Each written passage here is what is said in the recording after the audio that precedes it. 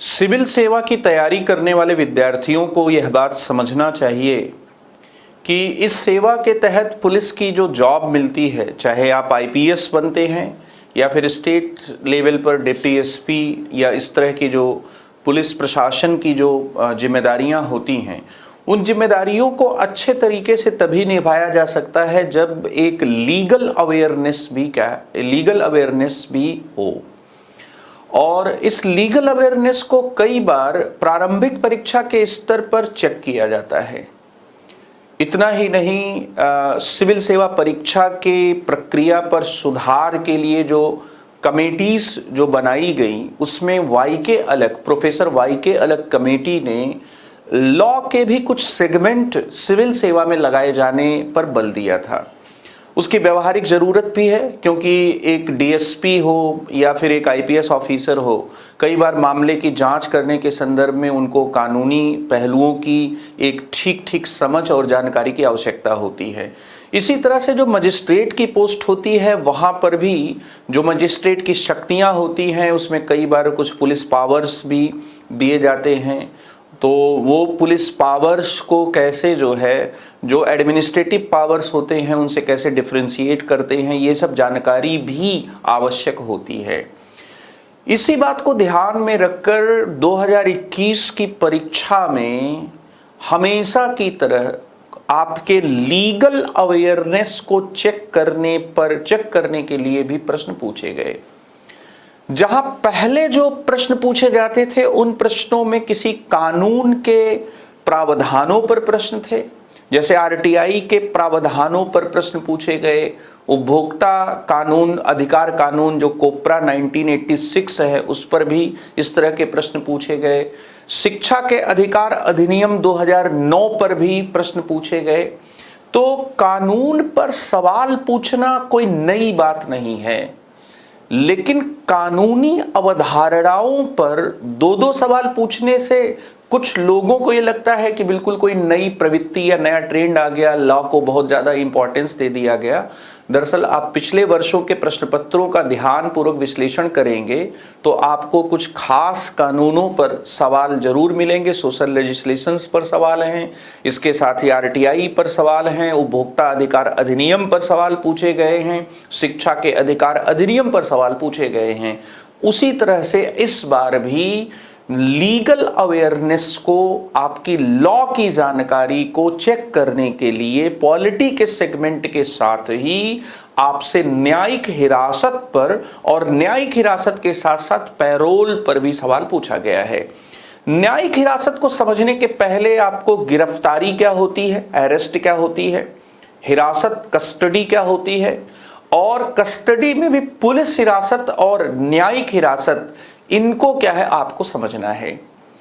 जैसे लखीमपुर खीरी में किसान आंदोलन के कुछ लोग जो थे, जो कृषि कानूनों को लेकर मंत्री का विरोध करना चाह रहे थे, उनको गाड़ी से कुचलने के जो आरोपी हैं अजय मिश्रा, जो गृह राज्य मंत्री, उनके पुत्र आशीष मिश्रा, तो आशीष मिश्रा को लेकर अखबारों में खबर निकली कि आशीष मिश्रा को 3 दिन के पुलिस कस्टडी में या 3 दिन के पुलिस कस्टडी में मजिस्ट्रेट ने भेज दिया। चूंकि ये बहुत चर्चित मामला था, तो अब एक अखबार पढ़ने वाले व्यक्ति को ये समझ में आना चाहिए कि पुलिस कस्टडी क्या होती है। लेकिन गिरफ्तार करने के बाद पुलिस कस्टडी में गिरफ्तारी की अवधारणा क्या है, ये आपको समझना पड़ेगा। तो यहां पर हम लोग दरअसल 3 चीजों को देखेंगे। एक तो हम लोग ये देखेंगे कि जिसको हम लोग गिरफ्तारी कहते हैं या अरेस्ट का जो कॉन्सेप्ट है, ये कॉन्सेप्ट क्या है, और अरेस्ट के कॉन्सेप्ट के अलावा अरेस्ट किसी व्यक्ति को क्यों किया जाना जरूरी होता है, और अरेस्ट व्यक्ति के राइट्स क्या हैं, उसके कॉन्स्टिट्यूशनल राइट्स क्या हैं, और दंड संहिता प्रक्रिया 1973 के तहत उसके क्या राइट्स हैं। तो अरेस्ट व्यक्ति या जो गिरफ्तार जो व्यक्ति है, इस गिरफ्तार व्यक्ति के बारे में ये 3 चीजें आपको समझना है। फिर इसके साथ ही एक दूसरा शब्द आता है हिरासत। हिरासत शब्द आता है, और हिरासत जो होती है वो दो तरह की होती है। एक होती है पुलिस हिरासत और दूसरी होती है न्यायिक हिरासत। तो पुलिस हिरासत और जो न्यायिक हिरासत है, इसके बीच में फर्क क्या होता है, इस फर्क को समझने के बाद 2021 के प्रश्न को आप बहुत आसानी से समझ पाएंगे। सबसे पहली बात तो यह है कि गिरफ्तारी का मतलब होता है, गिरफ्तारी का अर्थ होता है किसी व्यक्ति की आवाजाही पर प्रतिबंध लगाना। तो यहां पर सबसे पहली बात यह है कि जब हम लोग अरेस्ट के शब्द को सुनते हैं तो अरेस्ट का कॉन्सेप्ट ये है कि आप अरेस्टेड पर्सन की जो आवाजाही है उस आवाजाही को रोकना चाहते हैं। आवाजाही को रोकना जो है यह क्या है, अरेस्ट करना है। अरेस्ट करने का काम या तो एक पुलिस अधिकारी कर सकता है या एक इन्वेस्टिगेटिंग एजेंसी का ऑफिसर भी कर सकता है। जैसे central bureau of investigation CBI investigating एक ऑर्गेनाइजेशन है, उसके अधिकारी भी कर सकते हैं। तो आवाजाही को रोकने के लिए पुलिस अधिकारी के द्वारा या पुलिस अधिकारी के बजाय किसी जांच एजेंसी, किसी अन्वेषण एजेंसी के अधिकारी के द्वारा भी किसी व्यक्ति को गिरफ्तार किया जा सकता है। गिरफ्तारी वही करता है जिसके पास गिरफ्तारी के पावर्स होते हैं। गिरफ्तारी क्यों आवश्यक होती है, अर्थात क्यों किसी पुलिस अधिकारी के द्वारा किसी दूसरे व्यक्ति को जिसके ऊपर कोई आरोप लगा है, जो आरोपित है, जो संदिग्ध है या जो अभियुक्त है, तीन शब्द हिंदी के प्रयोग होते हैं। अभियुक्त, इस अभियुक्त मतलब जिसके ऊपर अभियोग लगा है, आरोपित एक्यूज्ड, और इसके साथ ही क्या है, कई बार हम कहते हैं सस्पेक्ट, संदिग्ध। तो संदिग्ध मतलब है कि आपका शक है किसी व्यक्ति के ऊपर।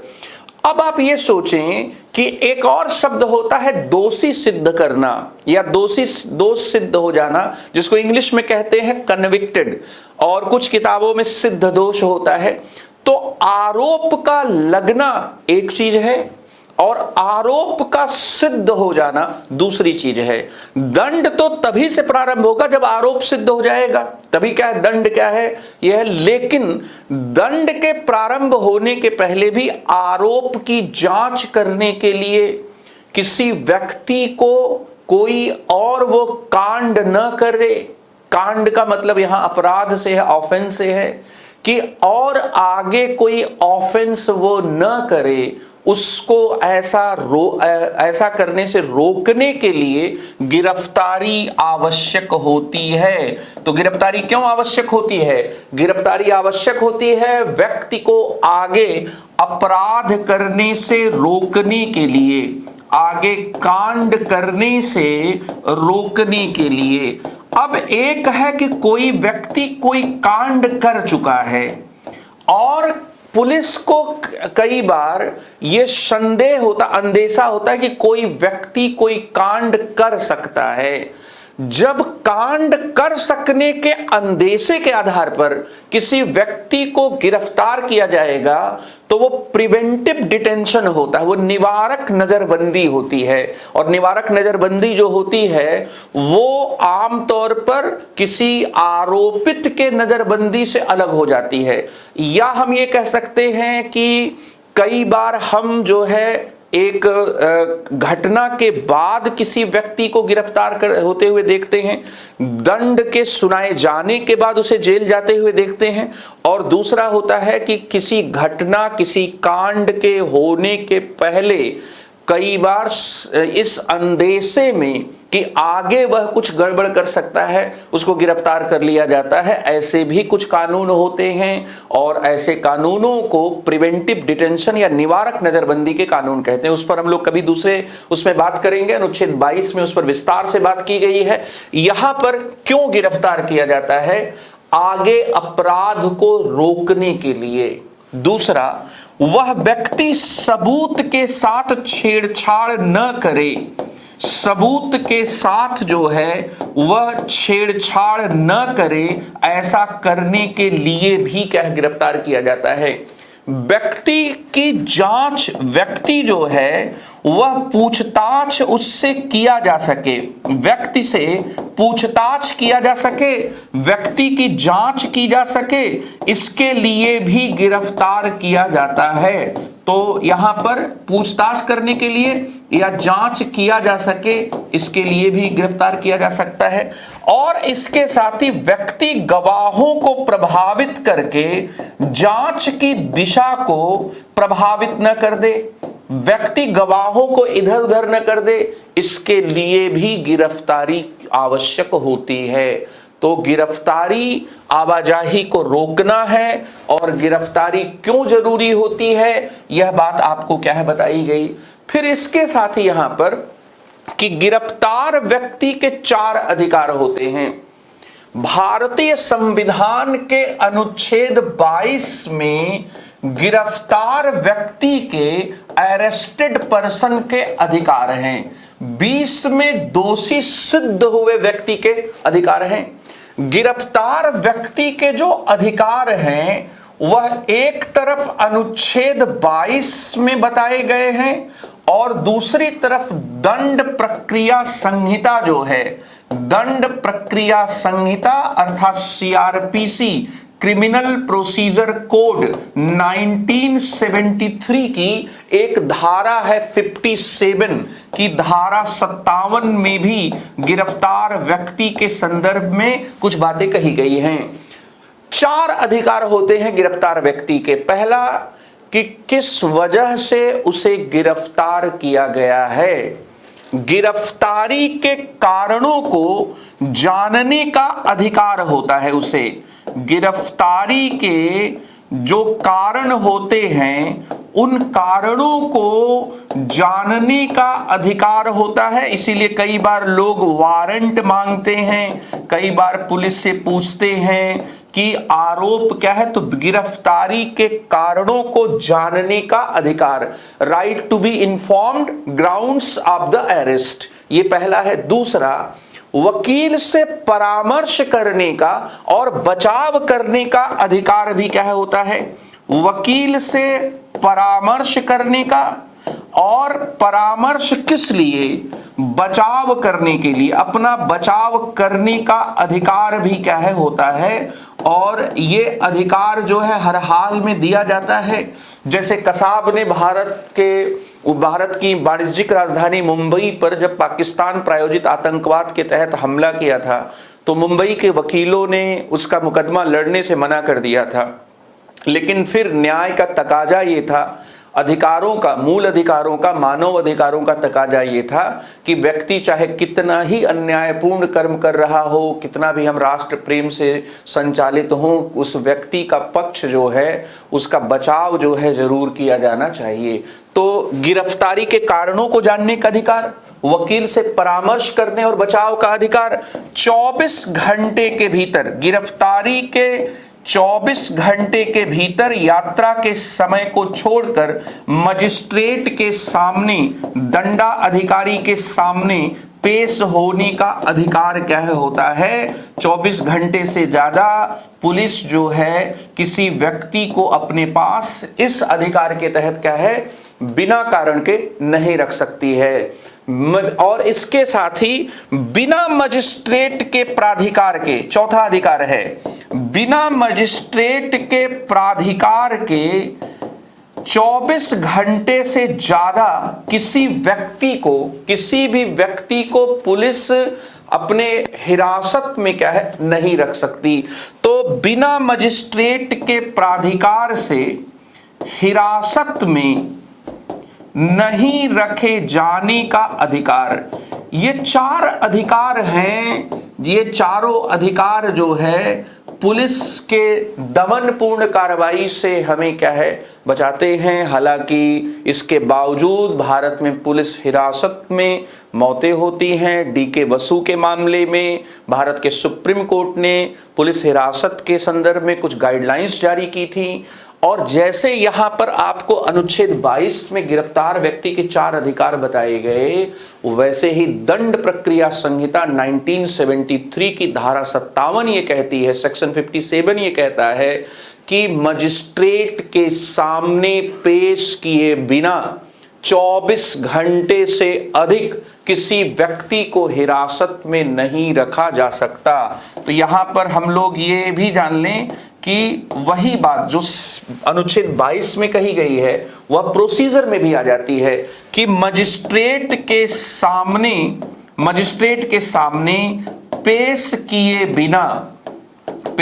बिना 24 घंटे से अधिक हिरासत में नहीं रखा जा सकता है। ये दंड प्रक्रिया संहिता की धारा 57 में कहा गया है। तो ये भी क्या है आपको ध्यान में रखना है। अब यहां पर एक सिचुएशन को सोचें कि मान लीजिए कि लखीमपुर खीरी के किसानों को आंदोलनरत प्रदर्शन करने वाले सड़क पर खड़े किसानों को दबाने और कुचलने का आरोप जो है वह गृह राज्य मंत्री अजय मिश्र के पुत्र आशीष मिश्र पर, मोनू पर क्या है लगता है। और मोनू के ऊपर जो चार्जेज हैं उन चार्जेस को लगा तो दिया गया, लोगों ने कहा, लेकिन अभी क्या है और जांच की जानी है और भी क्या है गवाहों को जानना है और लोग जो आरोपित हैं उनको भी पकड़ना है और उनके ऊपर भी जो आरोप लगाए गए हैं उन आरोपों की क्या है जांच क्या है की जानी है। और ये चीजें 24 घंटे में पूरी नहीं हो पा रही हैं। तो ऐसी स्थिति में क्या किया जाए? ऐसी स्थिति में गिरफ्तार व्यक्ति के ऊपर लगाए गए आरोपों की जांच जब 24 घंटे में पूरी नहीं हो पाती है तो पुलिस हिरासत में उस व्यक्ति को भेज दिया जाता है। इसीलिए लखीमपुर खीरी के घटनाक्रम में अखबारों में आपने पढ़ा होगा कि पुलिस ने 14 दिन की हिरासत की अवधि मांगी थी, लेकिन मजिस्ट्रेट ने उनको 4 दिन का समय दिया कि भैया 4 दिन में जो भी पूछताछ करना है आप कर लो। तो इसलिए यहां पर अब एक पुलिस हिरासत क्या होती है और पुलिस हिरासत या पुलिस कस्टडी जो होती है वह जुडिशियल कस्टडी से न्यायिक जो हिरासत होती है उस न्यायिक हिरासत से कैसे भिन्न होती है, इस बात को अगर आप समझते हैं तो आपके भीतर एक ठीक लीगल अवेयरनेस भी आएगी और आईएएस के सवालों का जवाब देने की क्षमता भी आपके भीतर आएगी। गिरफ्तार व्यक्ति के ऊपर लगाए गए आरोपों की जांच 24 घंटे में पूरा नहीं किए जा सकने पर किसी गिरफ्तार व्यक्ति को पुलिस हिरासत में भेजा जाता है। तो यहां पर हम लोग लिखेंगे कि गिरफ्तार व्यक्ति के ऊपर लगाए गए आरोपों की जांच 24 घंटे में पूरा नहीं किए जा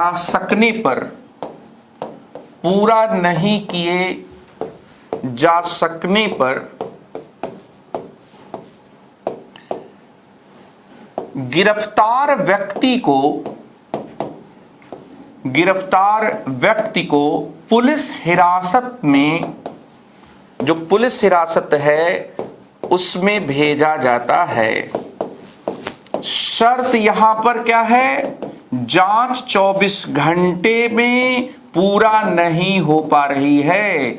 जो कांड करने वाला व्यक्ति है उसके गुनाहों के बारे में जो जानकारी है वह जानकारी 24 घंटे में नहीं जुटाई जा सकती।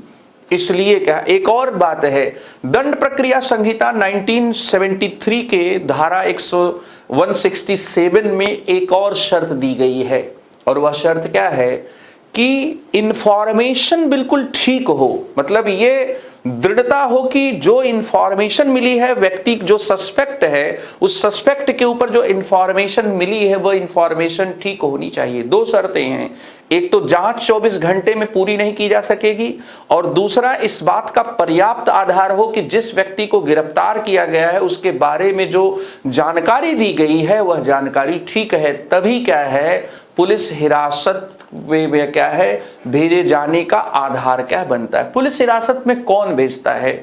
पुलिस हिरासत की परमिशन जो है मजिस्ट्रेट देते हैं, जैसे अभी मैंने लखीमपुर खीरी के घटना के संदर्भ में आपको बताया। दूसरी बात यह है कि पुलिस यहां पर जो न्यायिक हिरासत क्या होती है, न्यायिक हिरासत जो है, जब पुलिस हिरासत में आम तौर पर जो जांच है वह जांच कंप्लीट नहीं हो पाती है, तो फिर न्यायिक हिरासत की मांग की जाती है।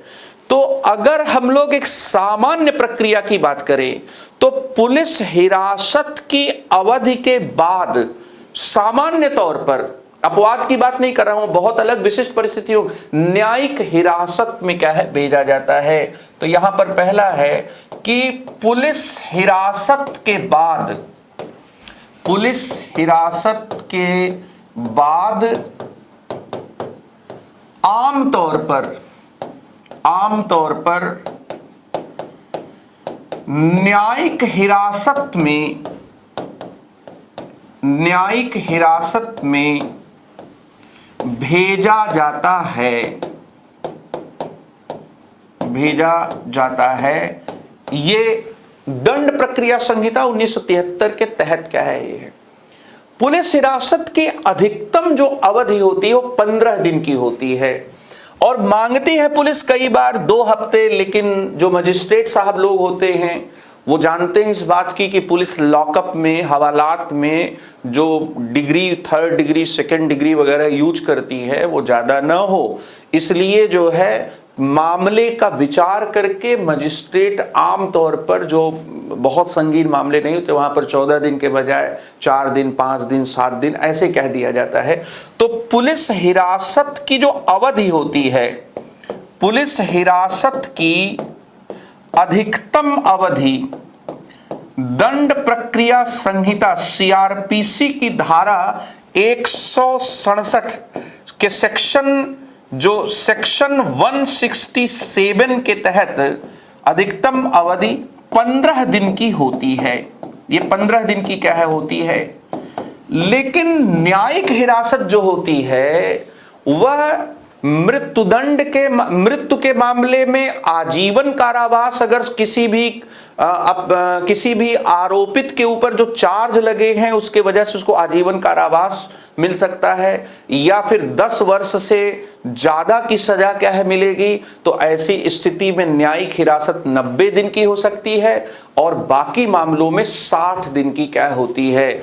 तो न्यायिक हिरासत जो है, न्यायिक हिरासत कुछ मामलों में अधिकतम 60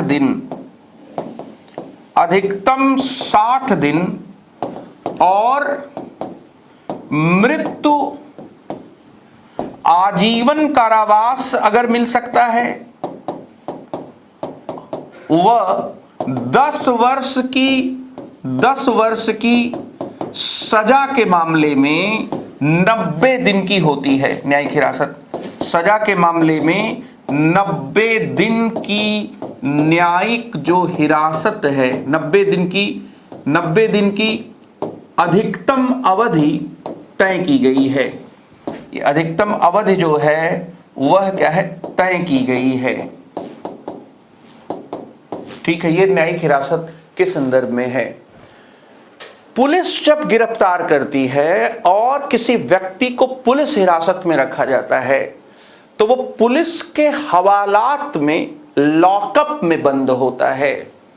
और लॉकअप में जो तोड़ाई होती है उसके लिए दबंग, सिंघम मूवी आप देखेंगे तो लॉकअप की जो तोड़ाई है उस तोड़ाई में जो 3rd डिग्री 2nd डिग्री ये सब यूज किया जाता है उसको आप देख सकते हैं। तो पुलिस हिरासत और न्यायिक हिरासत के बीच में एक अंतर क्या है? एक अंतर ये भी है कि पुलिस हिरासत में कांड का जो आरोपित व्यक्ति है, संदिग्ध जो व्यक्ति है, वह पुलिस के हवालात में क्या है रहता है।